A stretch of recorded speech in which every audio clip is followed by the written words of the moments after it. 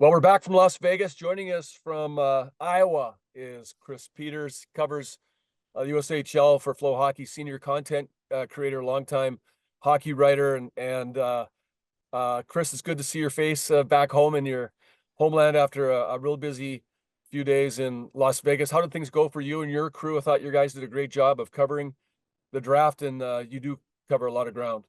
Yeah, thanks, Paul. Yeah, it's great to be with you. And I think the draft went great. Obviously, it was great to see so many players from Flow partner leagues, and obviously the USHL had a big hand in that of going. But we covered the whole draft, and so it was very successful. Great numbers.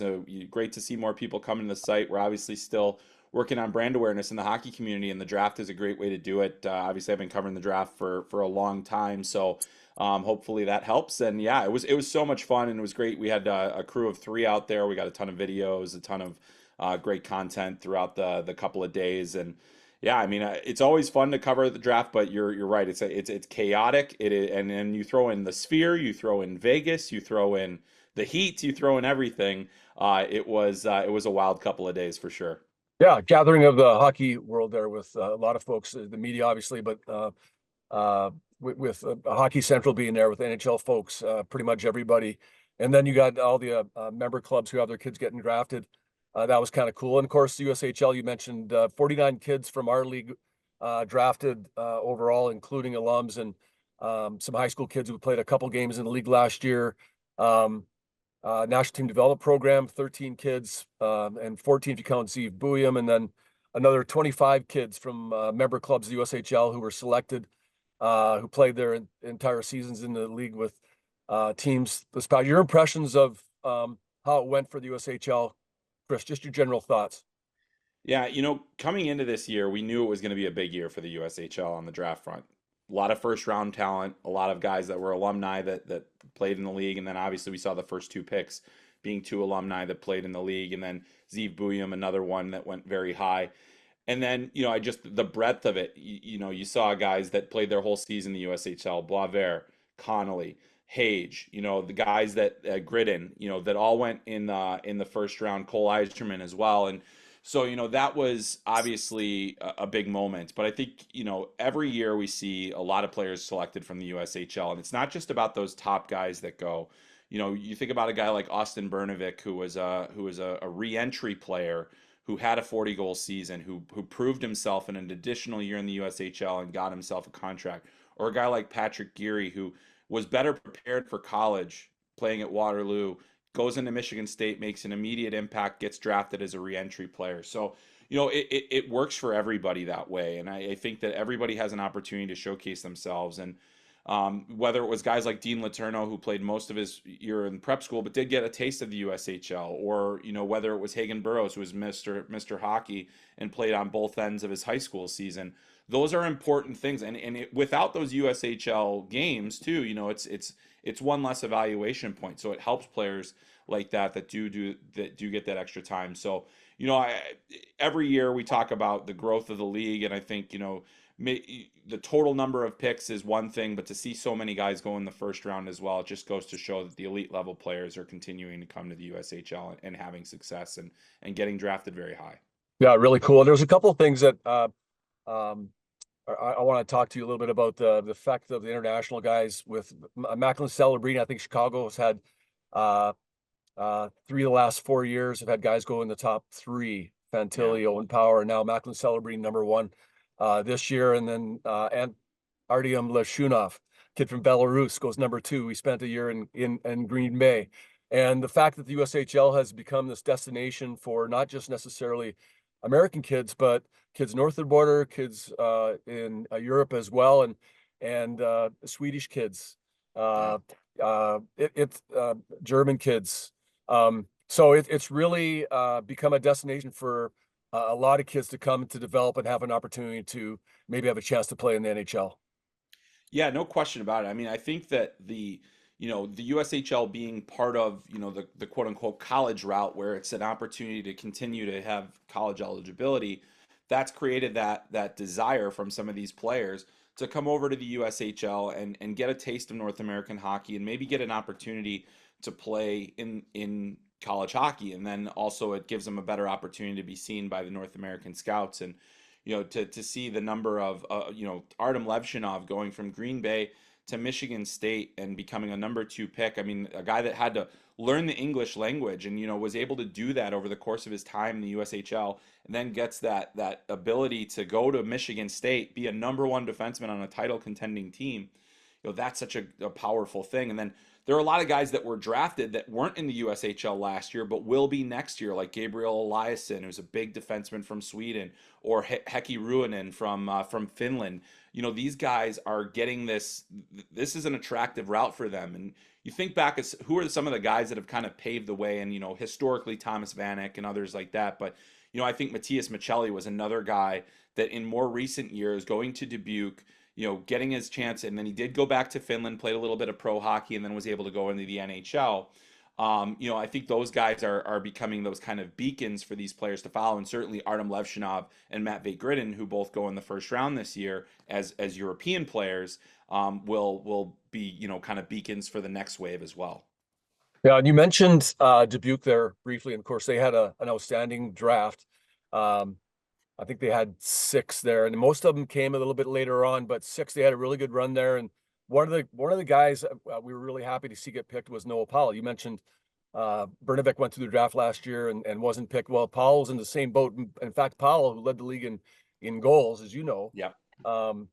wasn't even part of the central scouting list, the final one. And I think you pointed that out, that maybe he was one of those guys that was going to get picked. But Dubuque, of course, one of 16 teams in the league. And that's another thing, Chris, that we've talked about is the depth of the USHL. That at least one player from every team got picked as well.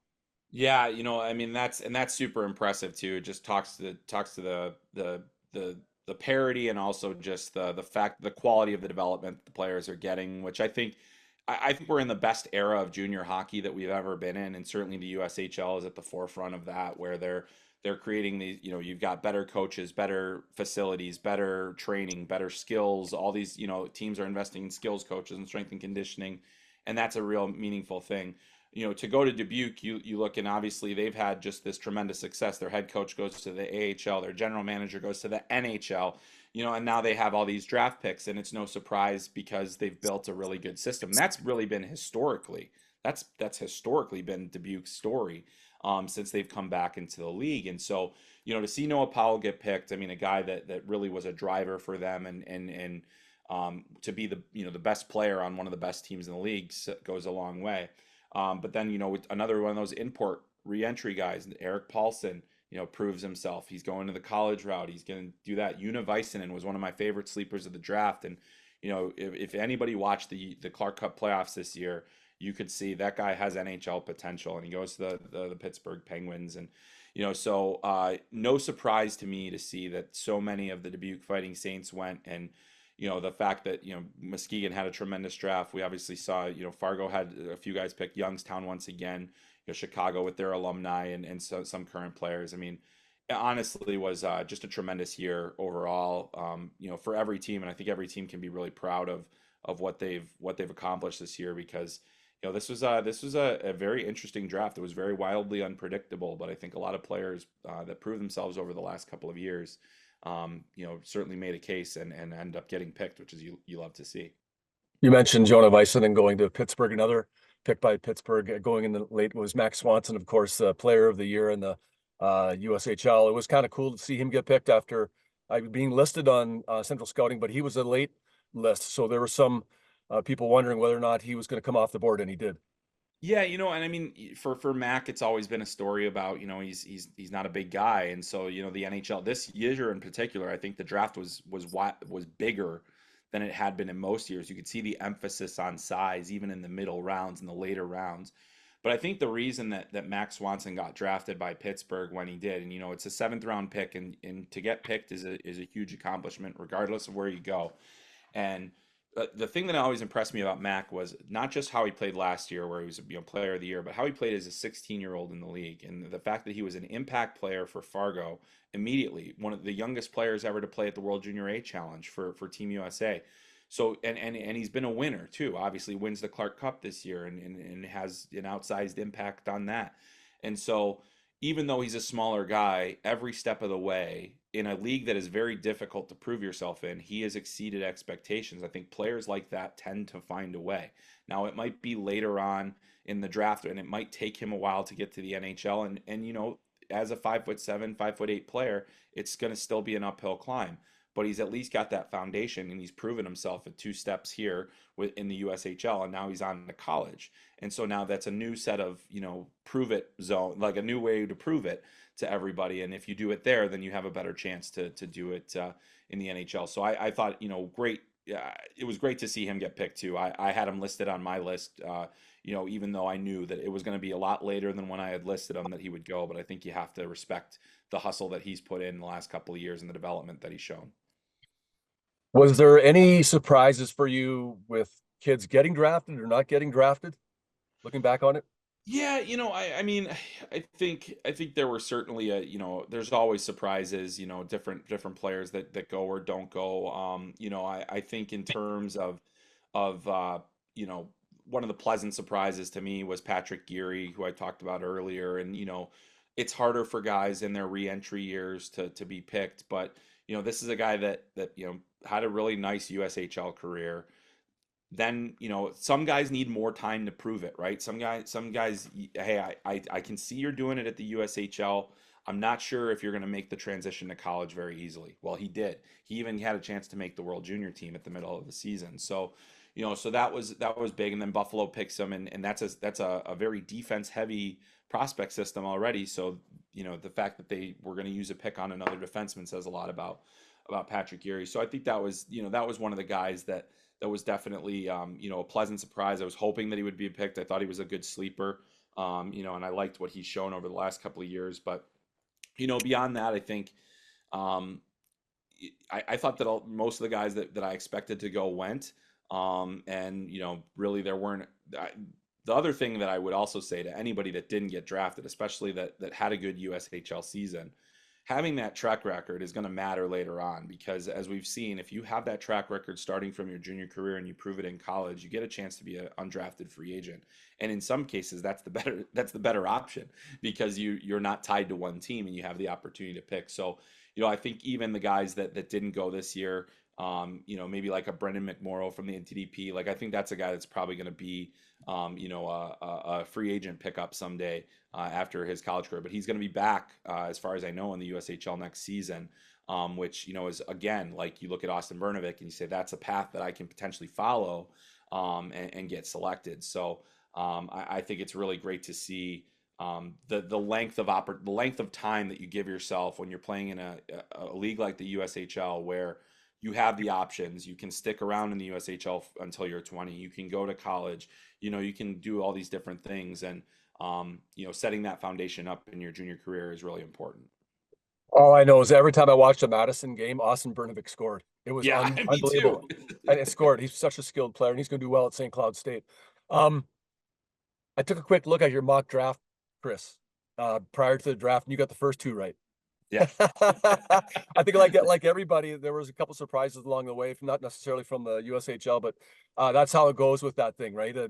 Sometimes the teams zig when you expect them to zag a little bit. But it was a fun couple of days in Las Vegas, and it was great seeing you and your crew working, and really appreciate the coverage that you and your staff at FloHockey do with us, and looking forward to seeing what's next for us, and looking forward to a start of the next season. We're not that far away with our Fall Classic in Pittsburgh. Yeah, exactly. No, I can't wait. It's obviously been a ton of fun for me. I mean, a big reason that I came to FloHockey was the opportunity to continue working with the USHL, and I think the best is yet to come in these next couple of years. Obviously, we have more leagues and more teams and more players in the end. That hopefully people will really enjoy. But boy, it's been a lot of fun to, I live in USHL country. I'm not far from the Cedar Rapids Rough Riders and Waterloo Blackhawks. And so, it's obviously a league that's near and dear to my heart. So it's great that we have it at Flo, and I'm really, really excited for next season. I really do think the best is yet to come. All right. Thanks a lot, Chris. Looking forward to seeing you and your crew at a staff rink again soon. Okay. Enjoy your summer. Can't wait, buddy. See you then. Bye. Goodbye.